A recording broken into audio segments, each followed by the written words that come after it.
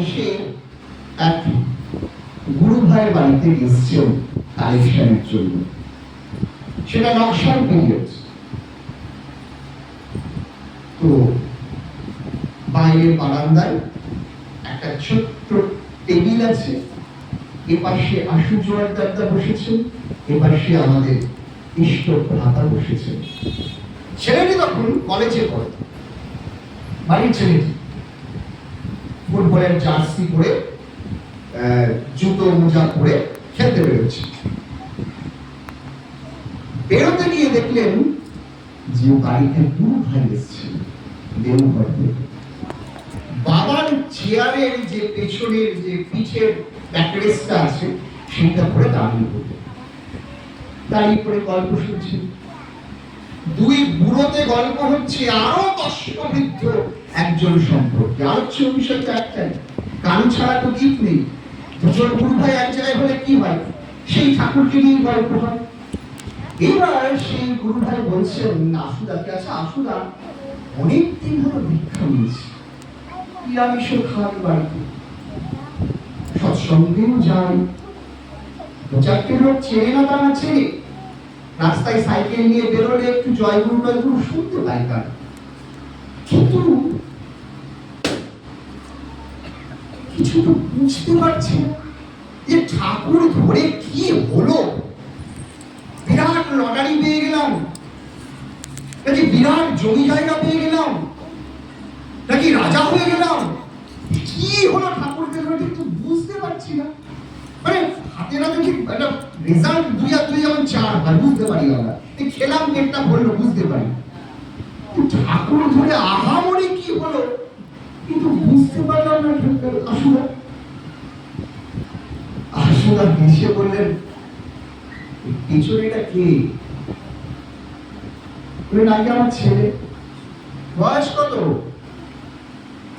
22-23 হবে।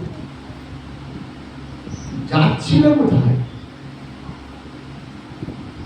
খেলতে যাচ্ছিল, গেল না তো খেলতে? না আপনি এসছেন তো তাই। আপনার বয়স 60-এর ওপর, আমার বয়স 70-এর ওপর, আর এই ছেলেটার বয়স 22। আমরা দুই বুড়োতে একজন 80 বছরের লোকের সম্পর্কে গল্প করছি, এর মধ্যে এমন কিছু তো রসকস নেই। কিন্তু দেখুন এর মধ্যেও ছেলেটা একটা রস পেয়েছে। এই দুই বুড়োর গল্প ছেলেটা শুনছে, দেখুন আপনার পেছনে দাঁড়িয়ে। তারা এরপরেও বলতে হবে ঠাকুর ধরে আপনি কি পেলেন? আরে একটা 22 বছরের ইয়ং ছেলে, কত প্রলোভন বাইরে, তার বন্ধুরা অপেক্ষা করছে তার জন্য কলেজের মাঠে ফুটবল খেলতে বলে। সেখানে আরো না জানে কত প্রলোভন আছে, আপনিও জানেন না আমিও জানি না।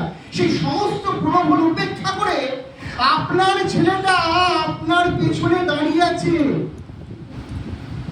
বাবার পেছনে ছেলে আছে, বুঝতে পারছেন না দাদা ঠাকুর ধরে কি হলো? এরপরেও বলতে হবে আপনাকে ভেঙে যে ঠাকুর ধরে কি হলো? আপনার ছেলেটা আপনারই আছে দাদা, বেওয়ারিশ হয়ে যায়নি। বোঝা যায় না ফলগু ধরার মতো কিভাবে যে নামটা ক্রিয়া করে না, বোঝা যায় না। বুঝে প্রেম, বুঝে মন, বুঝে যায়। আমি নয়নে বসন বাঁধিয়া ঘুরে আধারে মরিব কাঁদিয়া, আমি দেখি নাই কিছু, বুঝি নাই কিছু, দাও হে দেখায় বুঝায়, মরিব মন বুঝায়। যুক্ত করে দিতে হয়।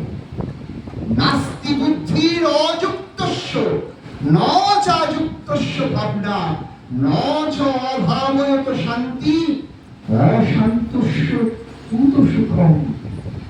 তাই যে যুক্ত আছে সেই বুঝতে পারে, যে যুক্ত নয় সে ভাবতেও পারে না, আর যে ভাবতেও পারে না সে শান্ত নয়, আর যে শান্ত নয় শান্তি পাই না। আমরা শান্তি চাই, আমরা সুখ চাই, আমরা সমৃদ্ধি চাই।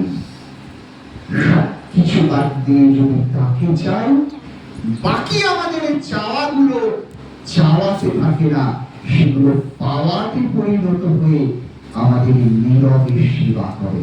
আসুন সব বাদ দিয়ে আমরা তাকে চাই, নিঃস্ব হই তার প্রেমে।